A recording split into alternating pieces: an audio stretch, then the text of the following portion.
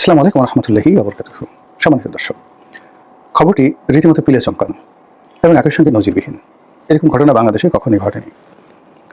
ভারত বাংলাদেশের সাথে যে কূটনৈতিক সম্পর্ক, সেই সম্পর্ক নানা সময় নানা টানাপোড়েনের মধ্যে পড়েছে।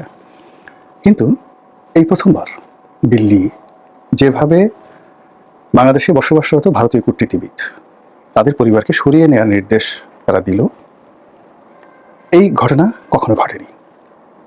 আপনারা সবাই জানেন যে ভারতের সঙ্গে বাংলাদেশের গত 17 মাসের সম্পর্ক ভালো যাচ্ছে না, খুবই খারাপ সম্পর্ক যাচ্ছে, এবং সেই সম্পর্কের প্রেক্ষিতে এমন সব ঘটনা ঘটেছে যেটা ভারতীয় অর্থনীতি, বাংলাদেশের অর্থনীতি, ভারতের কূটনীতি, বাংলাদেশের কূটনীতি যথেষ্ট ঝুঁকি তৈরি করেছে, এবং আমাদের রাজনীতিতেও রীতিমতো তোল পার করা ঘটনা ঘটে গেছে। যে সময়টাতে হাদির হত্যাকাণ্ড ঘটল এবং সারা বাংলাদেশ উত্তাল, এবং অবস্থার দৃষ্টি মনে হচ্ছিল যে পুরো রাজনীতির যে চাবিকাঠি এটি সম্ভবত ইনকিলাব মঞ্চের হাতে চলে যাবে। ঠিক সেই সময়টিতে যখন তারেক রহমান সাহেব বাংলাদেশে আসার ঘোষণা দিলেন এবং রাষ্ট্র তাকে প্রোটেকশন দিল এবং তিনি এলেন, তখন সবাই সন্দেহ করলো যে দক্ষিণপন্থী গ্রুপের উত্থান ঠেকানোর জন্যই তারেক রহমান সাহেবকে বাংলাদেশে ভারত এনেছে। বিএনপির পক্ষ থেকে তেমন কোনো কথাবার্তা বলা হয়নি, কিন্তু যারা কূটনীতির ব্যাপারে বিশেষজ্ঞ তারা জানেন যে এটা হতে পারে বা নাও হতে পারে। কিন্তু আমরা যেটা দেখেছি যে বাংলাদেশে নিযুক্ত ভারতীয় রাষ্ট্রদূত যখন জনাব তারেক রহমান সাহেবের সঙ্গে বৈঠক করেছেন অফিসিয়ালি, তো সেখানে তাদের মধ্যে একটা নিদারুণ সৌহার্দ্যপূর্ণ, ট্রাস্টওয়ার্দি এবং যাকে বলা হয় রেজাল্ট ওরিয়েন্টেড আলাপ আলোচনা হয়েছে। দ্বিতীয়ত, শোনা যাচ্ছে, আজকের দিনে পর্যন্ত শোনা যাচ্ছে, আমি বাস্তবতা জানি না, সেটা হলো বিএনপির একটি উচ্চ ক্ষমতা সম্পন্ন দল, প্রতিনিধি দল ভারত যাবে ভারত সরকারের সঙ্গে আলোচনা করার জন্য, অথবা অন্য কোনো রাজনৈতিক পক্ষের সঙ্গে সেখানে আলোচনা হতে পারে, উই ডোন্ট নো। এর বাইরে ইউরোপীয় ইউনিয়নের যারা লোকজন আছেন, কূটনীতিবিদ রয়েছেন, তারা বেশ কয়েকদিন বাংলাদেশের বিভিন্ন রাজনৈতিক নেতৃবৃন্দ রয়েছেন, সবার সঙ্গে গোপনে এবং প্রকাশ্যে বসেছেন। অনেকে তাদের অফিসে ডেকে নিয়েছেন, আবার অনেক রাজনৈতিক যারা নেতৃবৃন্দ রয়েছেন তাদের সঙ্গে তারা দেখা করেছেন, এবং অনেক রাজনৈতিক দলের অফিসে তারা বৈঠক করেছেন। এর বাইরে সরকারের সঙ্গে তাদের বৈঠক হয়েছে, সরকারের কর্তা ব্যক্তিদের সঙ্গে বৈঠক হয়েছে, সেনাপ্রধানের সঙ্গে বৈঠক হয়েছে কিনা আমি বলতে পারবো না, হয়তো হয়েছে। এরপর এই যারা এই বৈঠকগুলো করেছেন তারা সদল বলে এখন দিল্লিতে যাচ্ছেন। তো দিল্লিতে গিয়ে তারা কি অজিত দোভালের সাথে বসবেন, নাকি ইউরোপীয় ইউনিয়নের যে সকল সদস্য রাষ্ট্রদের অফিস রয়েছে দিল্লিতে এবং তাদের সেই এস্টাবলিশমেন্টটি এটি বাংলাদেশের চেয়ে বড়, অর্থাৎ ইউরোপীয় ইউনিয়নের যে সকল অফিস রয়েছে, আমেরিকার যে অফিসগুলো রয়েছে, সব অফিসের রিজিওনাল হেডকোয়ার্টার দিল্লিতে। কাজেই বাংলাদেশে যিনি মার্কিন রাষ্ট্রদূত রয়েছেন বা অ্যাকশন এডের অফিস রয়েছে, ইউএস এডের অফিস রয়েছে, এগুলো সবগুলোর সেন্ট্রাল অফিস, এমনকি জাতিসংঘের যে আঞ্চলিক অফিসগুলো সব দিল্লিতে। তো সব মিলিয়ে এই সময়টিতে নির্বাচনের যেখানে খুব অল্প সময় আছে, হাইয়েস্ট 20 দিন সময় আছে, তো এই 20 দিন পূর্বে সবাই কেন দিল্লিমুখী হচ্ছেন এটি নিয়ে সন্দেহ বাড়ছে। কি সন্দেহ বাড়ছে সেগুলো নিয়ে কথা বলাটা দরকার নেই, আপনারা বুঝতে পারেন। আর অন্যদিকে যেটি হচ্ছে সেটি হলো ভারত এই সময়টিতে, আমরা বিভিন্ন সময়টিতে দেখেছি যে যখন কোনো সিকিউরিটি প্রবলেম হয়, তো সেই সিকিউরিটি প্রবলেমের সময়টিতে বিদেশি নাগরিকদের চলাচলে তাদের সংশ্লিষ্ট রাষ্ট্র সেখানে নিষেধ করে, সতর্কতা অবলম্বন করতে বলে, বা বলে যে এই সময়টাতে ঘর থেকে বের হইও না। তো কিন্তু তাদের আত্মীয় স্বজনকে একেবারে বাংলাদেশ থেকে নিয়ে যাওয়ার মতো ঘটনা আমি দেখিনি, কবার ঘটেছে কিনা আমার জানা নেই, কিন্তু এই সময়টিতে সে ভারত যে কাজটি করলো এটি ভীষণ রকম নজিরবিহীন ঘটনা।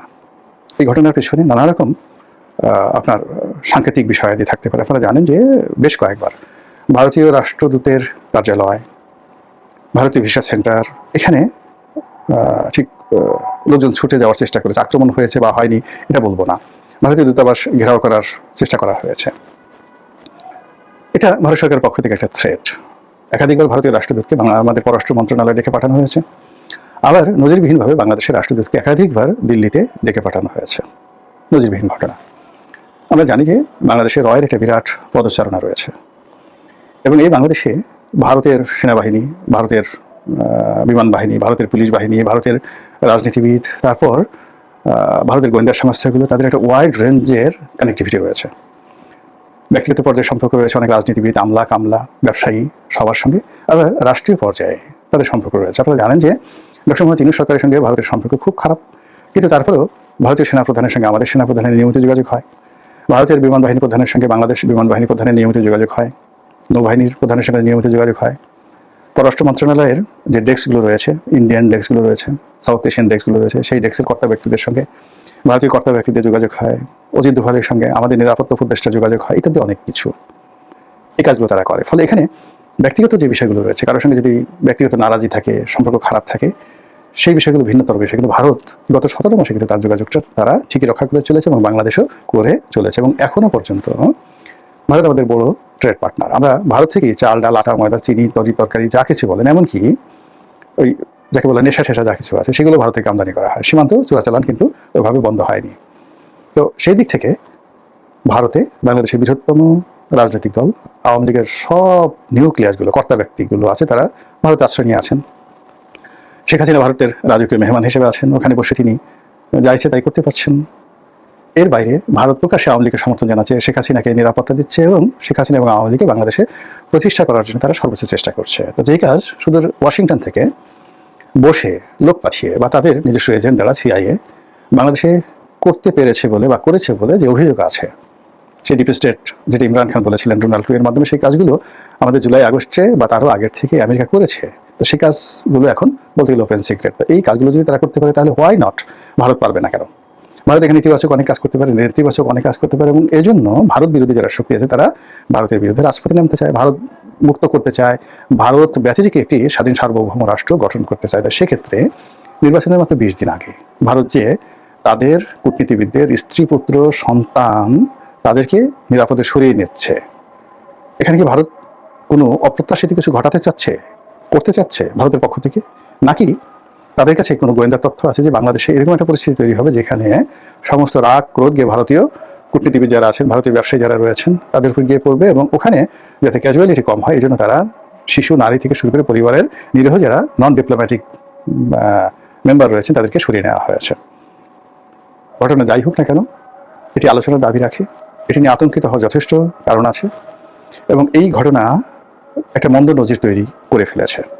এখন এটাকে অনুসরণ করে যদি অন্য 2-4টি রাষ্ট্র এই কাজগুলো করে, তাহলে তা আইনশৃঙ্খলা রক্ষাকারী বাহিনীর জন্য যথেষ্ট ঝুঁকিপূর্ণ হবে, তাদের বদনামি হবে, সরকারের জন্য যথেষ্ট বিব্রতকর পরিস্থিতি তৈরি করবে, এবং যারা সন্ত্রাসী এবং ভোলাবাড়িতে মাছ শিকারের সুযোগ খুঁজেন তারা এই সময়টিতে আরও নিত্য নতুন মাছ শিকার করার জন্য নেমে পড়বেন।